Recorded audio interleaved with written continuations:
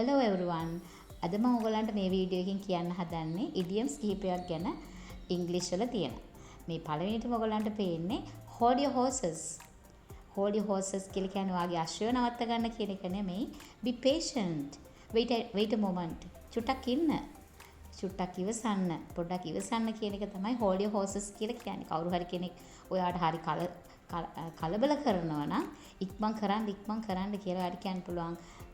Be patient කියලා නෙමෙයි, wait a moment කියලා නෙමෙයි, hold your horses. ඉතින් අපි මේවට කියනවා idioms කියලා. ඉංග්‍රීසි වල ලස්සන කරන්න භාවිතා කරන වාක්‍ය නැත්නම් වාක්‍ය ඛණ්ඩ තමයි idioms කියලා කියන්නේ. අපි වගේ කිහිපයක් බලමු. hit the sack. That means sleep. hit the sack කියලා කියන්නේ නිදා ගන්නවා කියන එක. ඉතින් මේක ඉස්සෙල්ලාම ආරම්භ වෙලා තියෙන්නේ ගොඩාක් ඉස්සර මෙට්‍රස් තිබුණ නැති කාලේ සැක් එකකට පිදුරු වගේ දෙයක් දාගෙන තමයි නිදියගෙන තිබුණේ. ඉතින් සැක් එකට හිට් කරනවා කියන එක අදහස් කරේ. එතකොට නිදිය ගන්නවා කියන එක එතන ඉඳලා තමයි මේක පැවතිලා තියෙන්නේ. අපි බලමු මේ hit the sack. එහෙම නැත්නම් අපි sleep කියන වචනේ වෙනුවට දාපු මේ idiom එක භාවිතා කරලා වාක්‍ය දෙකක්. I'm really tired, so I'm going to hit the sack early tonight. I'm really tired. මට ඇත්තටම මහන්සි. So I'm going to sleep Nokia. So I'm going to hit the sack කියන idiom එක දැම්මට පස්සේ හරි ලස්සනයි. early to අද වේදසෙන් මම නිදිය ගන්න යන්නේ කියන එක. I'm so sleepy. So I'll hit the sack now. මට හරි නිදිමතයි. මම දැන් නිදිය ගන්නවා. I'm sleepy, so I'll sleep කියන්නේ නැතුව I'm sleepy, so I hit the sack now. මම නිදා ගන්නවා කියලා මේ විදිහට කියන්න පුළුවන්. අපි තව එකක් බලමු under the weather. That means sick. අසනීපයි කියන එක under the weather කියන එකෙන් අදහස් කරන්නේ.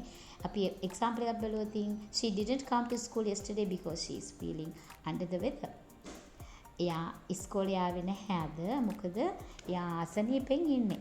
එතකොට she is feeling under the weather කියන්නේ she is sick කියන අදහස. I didn't go to the party because I was under the weather. මම පාටියට ගියේ නෑ. මම I was sick. I was under the weather. මම ලෙඩ වෙලා නිසා. ඒ වගේ අපි තව එකක් බලමු.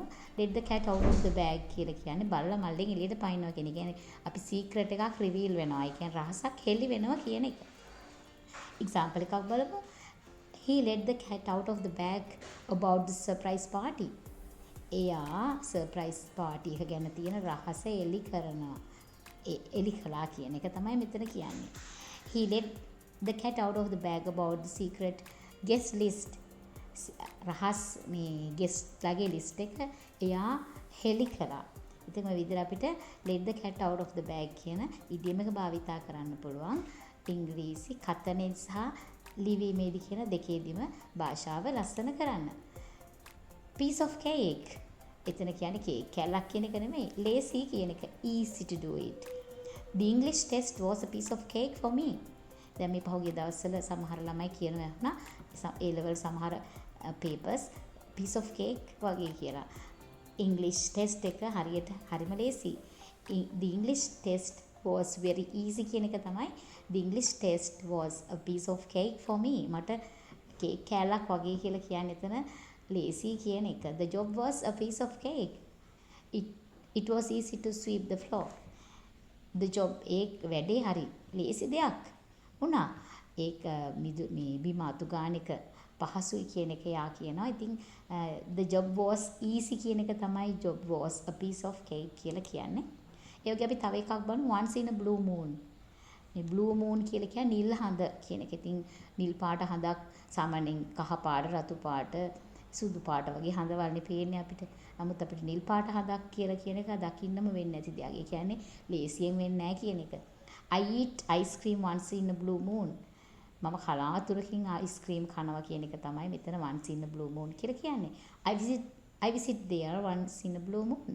මං එහෙ යන්නේ කලාතුරකින්.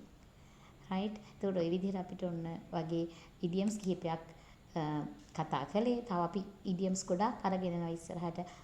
ඔයා මේ වීඩියෝ එකට කැමති නම් අපේ channel එක subscribe කරන්න. මේකට like එකක් comment එකක් දෙන්න. ඒ වගේම ඔයාලා දන්න idioms කමෙන්ට් එකක් විදියට මේකේ ටයිප් කරන්න. Okay, thank you. Bye bye.